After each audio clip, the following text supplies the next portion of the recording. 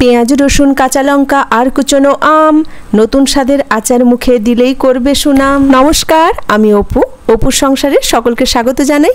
আশা করি সকলে ভালো আছেন। একদম ঠিক শুনেছেন, আজকে আচার বানাবো পেঁয়াজ রসুন দিয়ে। একদম নতুন স্বাদের একটা আচার। যারা একটু টক জাতীয় আচার খেতে ভালোবাসেন তাদের ভীষণ ভীষণ ভালো লাগবে। হালকা টকের ভিন্ন স্বাদের এই আচার বানানো কিন্তু খুবই সোজা। তো চলুন রেসিপিটা চট করে একবার দেখে নিই। তার জন্য আমগুলোকে প্রথমে ভালো করে ধুয়ে খোসা ছাড়িয়ে নিতে হবে। তারপর একটা গ্রেটারের সাহায্যে এইভাবে গ্রেট করে নিতে হবে। আমগুলোতে আঁটি হয়ে গেছে, তাই গ্রেট করারও কোনো অসুবিধা নেই। চারদিক থেকে এইভাবে গ্রেট করে মাঝখানে আঁটিটা ফেলে দিতে হবে।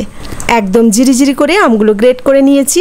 আঁটির চারদিক থেকে এইভাবে ঘুরিয়ে ঘুরিয়ে পুরো গ্রেট করে নিয়ে শেষে আঁটিটা বের করে দিতে হবে। এই যে দেখুন কতটা মিহি হয়েছে। আমি 3টে বড় সাইজের আম এখানে দিয়েছি।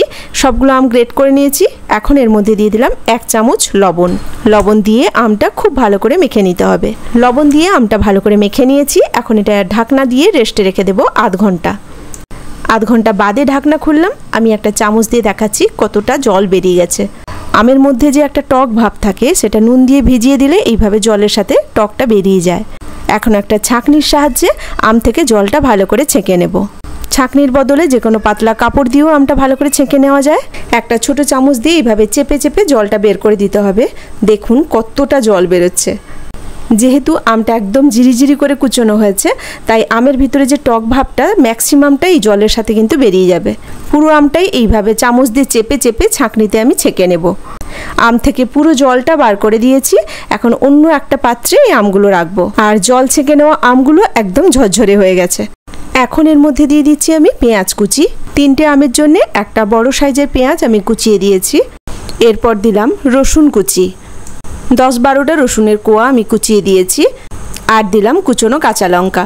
এখানেও প্রায় 2-3টে কাঁচা লঙ্কা আমি কুচি করে দিয়েছি। আর দিলাম ছোটো চামচে 2 চামচ চিনি। এইটুকু চিনি কিন্তু দিতে হবে। এতে মিষ্টি হবে না, কিন্তু টক আর নুনের ব্যালেন্সটা ঠিক থাকবে।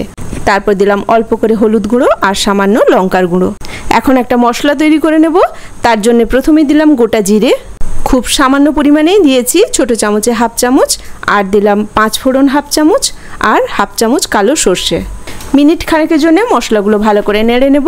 তারপর শিল কিংবা হামানদিস্তায় একটু গুঁড়ো করে নেব। এগুলো আমি হামানদিস্তায় গুঁড়ো করে নিয়েছি, তবে একদম ফাইন পেস্ট হবে না। মশলাটা একটু খোঁচা খোঁচা রাখবেন, তাতে খেতে ভালো লাগবে। এখন এই মশলাটাও ঢেলে দিলাম। এবার একসাথে খুব ভালো করে মেখে নেব। টক ঝাল মিষ্টি আচার এগুলো আমরা আমের প্রত্যেক বছরই কম বেশি সকলেই করে থাকি, কিন্তু এই পেঁয়াজ রসুন দিয়ে একবার বানিয়ে দেখবেন। একদম অন্য স্বাদের একটা আচার এবং খেতেও খুব টেস্টি।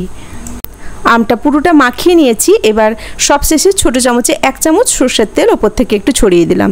এবার তেলটাও ভালো করে মাখিয়ে একটা ঝাঁঝরির মধ্যে এটা সাজিয়ে রোদে বসিয়ে দেব।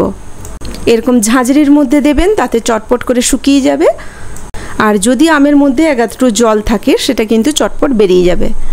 এখন যা রোদ, তাতে একদিন রোদে শুকোলেই যথেষ্ট। আমি একদিন পুরো রোদে রেখেছিলাম। একদিনের রোদ খেয়ে এই যে দেখুন একেবারে ঝুরি ভাজা হয়ে গেছে। এত দারুণ একটা গন্ধ বেরোচ্ছে, মানে এই অবস্থায় ইচ্ছে করবে সবটা খেয়ে নিতে। ভীষণ সুন্দর খেতে হয়। বেশি না হোক অল্প করেই বানিয়ে দেখবেন। এখন এই ঝুরি আমগুলো অন্য একটা পাত্রে তুলে নিলাম। গ্যাসে চায়ের কাপে 1 কাপ মতো সর্ষের তেল গরম করে নিচ্ছি। তেলটা একদম টকবগে গরম হয়ে যাবে। এই অবস্থায় শুকনো আমের মধ্যে ঢেলে দিতে হবে। এবার তেলটা ভালো করে আমের সাথে মাখিয়ে ঠান্ডা করে কোনো কন্টেনারে ঢুকিয়ে রেখে দেবেন। কিচ্ছু হবে না, বছর ভরে এইভাবে সংরক্ষণ করতে পারবেন। আর খেতেও দারুণ, স্বাদ অসাধারণ। ভিন্ন স্বাদের এই আমের আচার কেমন লাগলো ছোট্ট একটা কমেন্ট করে জানাবেন। আর যদি ভালো লেগে থাকে তাহলে একটা লাইক দিয়ে দেবেন। সকলে ভালো থাকবেন, সুস্থ থাকবেন। কথা হবে আবার পরে ভিডিওতে নতুন কোনো রেসিপি নিয়ে। আজ এখানেই রাখি। নমস্কার।